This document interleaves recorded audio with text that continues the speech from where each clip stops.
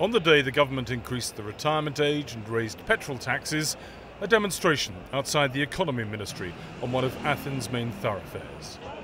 The protesters were pilots, cabin staff and mechanics from the former state-owned airline ELIAMEP, who lost their jobs when it was privatised in order to save hundreds of millions of euros a year. The Olympic personnel opposed the sale and, as part of a militant campaign, stormed onto the runways at Athens airport.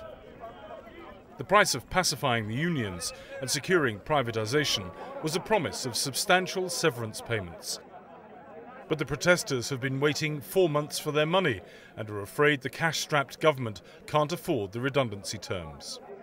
The funds that are needed immediately are approximately 264 million euros that has to cover the layoff provision.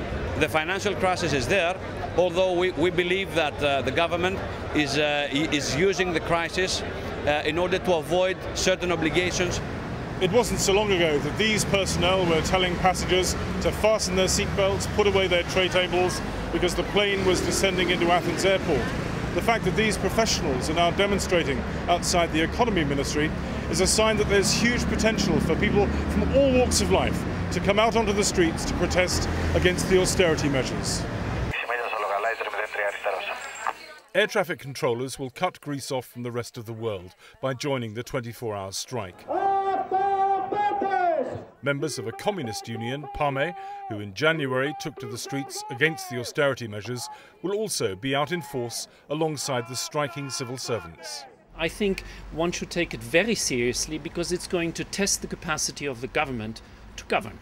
It is very much going to be a situation about who governs this country.